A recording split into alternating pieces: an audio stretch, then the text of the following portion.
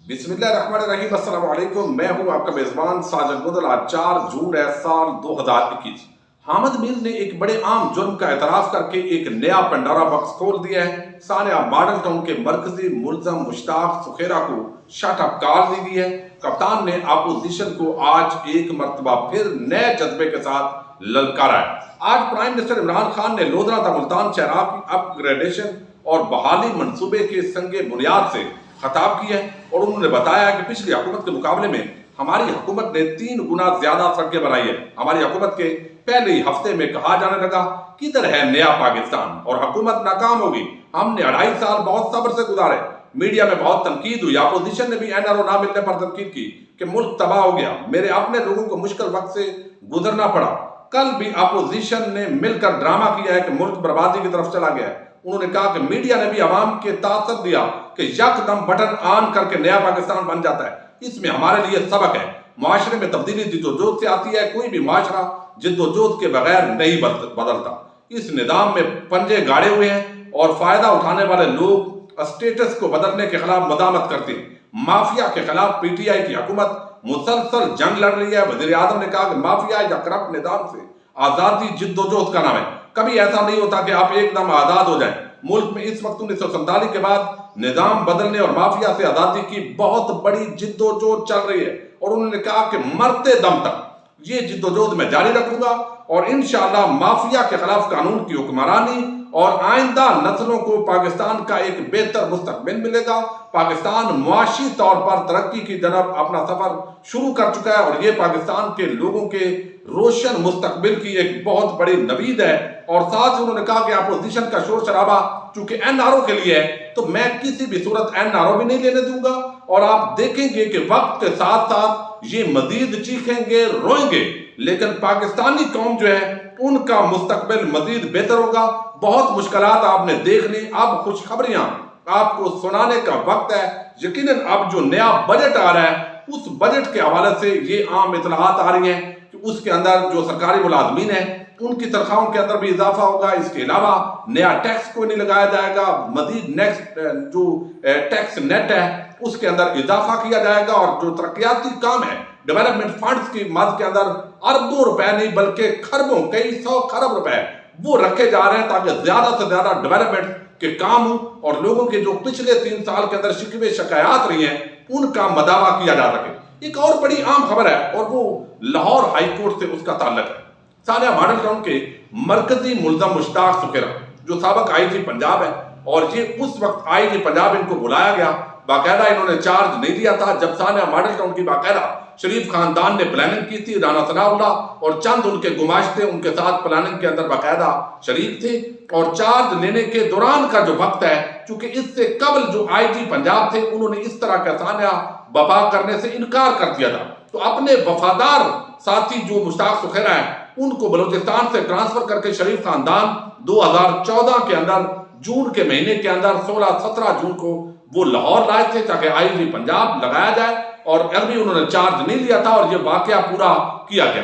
اب وہ شخص جو ہے وہ IG سے ریٹائرمنٹ اس کی ہو گئی، تو اس نے اپلائی کیا لاہور ہائی کورٹ کے اندر، چونکہ پنجاب حکومت نے اس شخص سے سیکیورٹی واپس لے لی تھی، اور اس نے درخواست دی کہ میرے پاس بھی وہی حال ہے جو شریف خاندان کے پاس ہے کہ لاہور ہائی کورٹ پہنچا جائے، اور وہاں پر انہوں نے کہا کہ دیکھیے جناب، میں ثانیہ ماڈل ٹاؤن کا مرکزی ملزم ہوں، اور ویسے تو آج تک کوئی ثانیہ ماڈل ٹاؤن کا مرکزی ملزم اس کو گرفتار بھی نہیں کیا گیا، جیل کے اندر بھی نہیں ہے، لیکن ان کو فیسیلیٹیشن اس نام سے دی جا رہی ہے، اور انہوں نے کہا کہ میں مرکزی ملزم ہوں، میرے جان کو بڑے خطرات ہیں، لہذا مجھے پنجاب حکومت نے سیکیورٹی واپس لے لی ہے اور مجھے سیکیورٹی فراہم کی جائے۔ ان کو 12 افراد، chief justice Lahore high court اور ایک فیصلے کی روشنی کے اندر 12 لوگ جو ہے وہ پنجاب حکومت نے ان کو دیے، اور پنجاب حکومت نے یہ رپورٹ بھی لاہور ہائی کورٹ کے اندر جمع کروائی، لیکن ان کی بھوک پیاس، وہ تکبر، رونق، وہ جو ایک ششکا پڑا ہوتا ہے وہ کم نہیں ہوا۔ انہوں نے کہا جناب ایک باورچی بھی دے دے، تو وہاں پر جو لاہور ہائی کورٹ کے معزز جسٹس ہیں، چیف جسٹس، انہوں نے کہا کہ آپ اتنے، وہ پنجابی میں کہتے ہیں، برل نہ جائیں، آپ ایک باورچی تو اپنے خرچے پر رکھ لیں، اور مزید آپ کو اس سے زیادہ ہم کیا فیسیلیٹیشن دے سکتے ہیں، جو ہم دینا چاہتے تھے وہ دے چکے، اور آپ جو آپ نے کرنا ہے وہ اپنے طور پر کریں. اتنے بھی آپ گئے گزرے کوئی بالکل بھوکے ننگے نہیں ہیں. تو ہمیں مزید جو ہے آلریڈی آپ کو علم ہے لاہور ہائی کورٹ اس اپنے فیصلوں کی وجہ سے اس کی یہ پبلک کے اندر پہچان ہے اور یہ بڑی اس پر تنقید بھی ہوتی ہے. تو اس وجہ سے انہوں نے مزید اس کو باورچی دینے سے انکار کیا, بولنے کی کوشش کی, لیکن انہوں نے کہا نہیں بس اب آپ کو شٹ اپ کال ہے, مزید آپ بات نہیں کریں گے. اس سے پہلے ہم آپ کو بہت زیادہ فیسیلیٹیشن دے چکے ہیں. تو آپ اندازہ کیجئے اس اپاہج اور کمزور قسم کے نکھٹو قسم کے نظام کے کہ ایک بندہ ثانیہ ماڈل ٹاؤن کا مرکزی ملزم ہے, گرفتار نہیں ہوا, اس کو ہٹا دیا اور معزز عدالت نے اس کو شامل تفتیش ہونے نہیں دیا, اور ایک جے آئی ٹی بنی. جب ان کی گردن دبوچنے کے قریب پہنچے تو اس کو 2.5 سال نہیں بلکہ 1.5 سال ہو گیا ہے. لاہور ہائی کورٹ روک کر بیٹھی ہوئی ہے اور پھر یہ ثانیہ ماڈل ٹاؤن کے مرکزی ملزم ہو کر درخواست دیتے ہیں کہ ہمیں آپ جو ہے سیکیورٹی فراہم کریں, یہ بھی سہولت فراہم کریں, مزید سرکار کا خرچہ ان ملزمان پر کیا جا رہا ہے. اب ایک دوسری بڑی عام خبر ہے جو 2 دن پہلے آپ کے سامنے آئی. مخدوم شہاب الدین نے ایک بڑی عام سٹوری بریک کی اور وہ زبردست ایک نوجوان صحافی ہیں. انہوں نے کہا کہ یہ جو حامد میر کا فیس بک پیج ہے یہ انڈیا سے آپریٹ ہو رہا ہے, اس کا ایک ایڈمن انڈیا سے. اب یہ جب خبر آئی تو وہاں پر جو ایڈمن تھا انڈیا کا وہ اڑا دیا گیا اور وہ نظر ہی نہیں آ رہا تھا. ظاہر سارا معاملہ جب حامد میر ان کے ٹولے کے سامنے آیا تو پہلے چونکہ آلریڈی الزامات لگ رہے تھے اور بہت سارے جو کرائن ہیں جو شواہد ہیں وہ ابھی حامد میر نے حالیہ ایک انٹرویو بھی انڈیا کو دیا ہے اور پاکستان کی ملٹری اسٹیبلشمنٹ کے خلاف وہاں پر بھی گفتگو کی ہے. تو اب ان لوگوں کو نعت ڈالنے کا وقت تو آ چکا ہے اور اداروں کو ریاست کو ایکشن کرنا چاہیے, لیکن وہ بندے ابھی تک جن کی شناخت بتائی جا رہی تھی مزید اس پر گفتگو 2-3 دن سے نہیں ہو رہی, وہ حکومت کو کرنی پڑے گی کہ اب لیٹسٹ ڈیولپمنٹ میں بھی آپ کے سامنے انشاءاللہ رکھوں گا. اب یہاں پر جو ہے وہ حامد میر نے وہ ہٹا دیا جب یہ پتہ چلا اور پتہ لگ گیا کہ ایک ایڈمن انڈیا سے ہے. اور ایک وجہ اس کی یہ بھی ہوتی ہے چونکہ پاکستان کے اندر فیس بک ابھی پیمنٹ نہیں کرتی تو وہاں سے پیمنٹ ہوتی ہے, بیرون ملک سے ایڈمن رکھے جاتے ہیں. لیکن آج حامد میر نے اس کو باقاعدہ ایکسیپٹ کیا ہے کہ ہاں یہ پیج تو ہے لیکن مجھے تو نہیں پتا یہ کیسے ویریفائی ہوا ہے. I am trying to make a Facebook page now because there are many pages in my name. These pages are fake and one was even verified. The management of Facebook must investigate that how they verified a page in my name when I was not directly operating it. انہوں نے کہا کہ یہ face بک کو دیکھنا چاہیے, لیکن وہ اگر فیس بک کو درخواست دیں تو اس کا مطلب ہے وہ سچے ہیں. لیکن فیس بک جو ہے وہ پیسے کسی بندے کے اکاؤنٹ کو ویریفائی نہیں کرتا. آپ بے شک اس کو چیک کر دیجئے اور میں نے بھی چیک کرنے کی کوشش کی. وہ آئی ڈی کارڈ یا تو آپ دیں گے یا پاسپورٹ کی کاپی جو ہے وہ یعنی وہاں نمبر دیں گے یا آپ کوئی لائسنس نمبر ہے آپ کا وہ دیں گے, پھر بھی وہ ویریفائی کرتے ہیں آپ کون سی پرسنالٹی ہیں, آپ کی شناخت کیا ہے. تو وہ پورا ہر حوالے سے چیک کرتے ہیں کہ آپ کون ہیں, واقعی آپ اصلی ہیں نقلی ہیں. اس کے بعد آپ کا پیج ویریفائیڈ ہوتا ہے. اتنا عرصہ حامد میر کا پیج وہ جعلی چلتا رہا اور وہ ویریفائیڈ بھی ہو گیا, وہ تمام جو ان معلومات دیے بغیر. تو یہ بات ماننے والی نہیں ہے. اور اس حوالے سے جو تجزیہ نگار ہیں جو سمجھنے والے لوگ ہیں وہ بتاتے ہیں کہ حامد میر اپنی اب فیس سیونگ کر رہے ہیں چونکہ وہ رنگے ہاتھوں پکڑے گئے. تو فیس سیونگ اب وہ کر نہیں سکتے چونکہ اب بھی اگر یہ آپ کریں گے تو اس وقت یہ سکرین سے شاید آپ جو ہے وہ دیکھ نہ سکیں. تو جب بھی آپ کوئی ویریفائیڈ پیج کے لیے اپلائی کرتے ہیں تو آپ کو اس حوالے سے جو ہے وہ پوچھا جاتا ہے کہ آپ کا یور آرگنائزیشن فون اور یوٹیلٹی بل اور certificate of formation, articles of incorporation, tax اور tax exemption documents belong to your organization.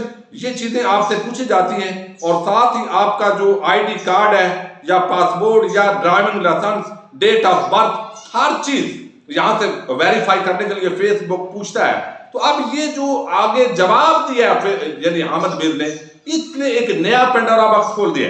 اس نے مزید ثابت کیا ہے کہ حامد میر جھوٹ بول رہا ہے اور اس کے تمام یہ چیزیں علم میں ہونے کے باوجود یہ پیج آپریٹ ہوتے رہے, ویریفائیڈ پیج چلتا رہا, لیکن آج تک انہوں نے اس حوالے سے بات نہیں کی اس پیج کے حوالے سے. لیکن اب جب رنگے ہاتھوں پکڑے گئے تو وہ کس طریقے سے ایڈمن بھی ہٹ گیا، ساری چیزیں جو ہے فیس بک نے ہٹائی، یقیناً درخواست کی گئی.